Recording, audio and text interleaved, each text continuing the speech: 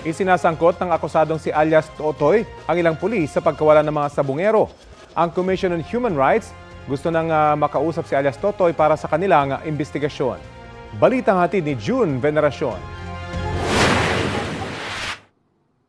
Mayat-maya ang pagpatak ng luha ni Maria Carmelita Lasco habang nasa kandungan niya ang larawan ng anak na si Ricardo, isa sa mga nawawalang sabungero.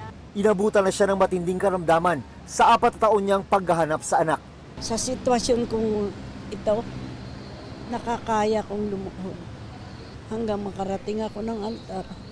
Kasi hindi naman basta-basta magpalaki ng isang anak, di ba? Kasama ni Carmelita ang mga kamag-anak ng iba pang missing sabungeros para sa prayer rally sa loob ng compound ng Commission on Human Rights. Ang Commission on Human Rights po ay nandito para ipagpatuloy ang aming investigasyon. Yun pong paglutang nitong isang,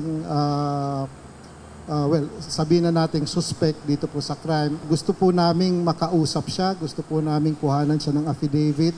Sa eksklusibong panayam ng GMA Integrated News sa whistleblower na si alias Totoy, sinabi niyang mahigit pa sa 34 ang mga biktima. Ilan sila lahat bale? Sa pagkakalam ko, 108 plus 1 sa Lipa Farm at saka sa Siniluan Farm. Di raw bababa sa 30 tao ang pinangalanan niya sa kanyang affidavit na may kinalaman umano sa pagkawala ng mga sabungero. Bukod sa mga sibilyan, meron din daw mga sangkot na security guard ng sabungan at mga pulis. Aabot ng 30 yan. Kasama na yung mga pulis at sibilyan yan. Mga ilang sibilyan? Limited ko lang mga 10 yung sibilyan or mahigit pa. Yung mga nasa serbisyo?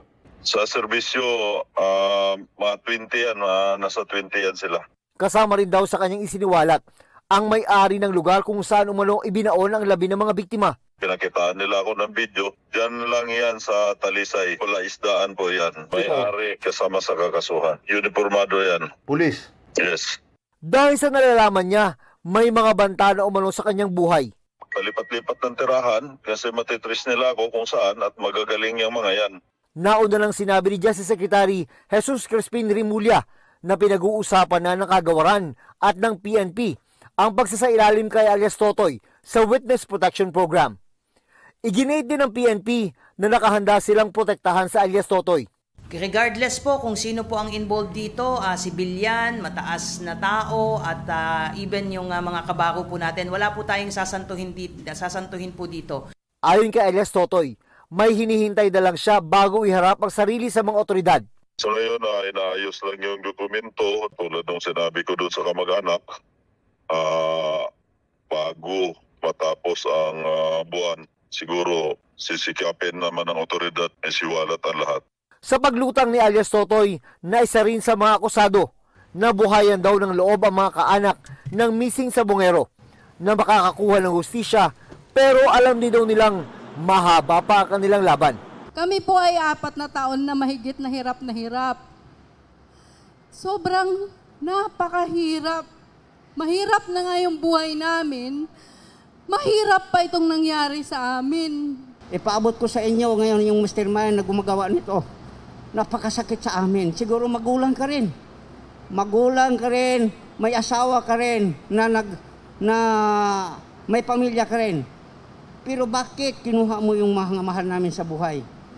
Kung sino ka man, sana makonsensya ka. June Veneracion, nagbabalita para sa GMA Integrated News.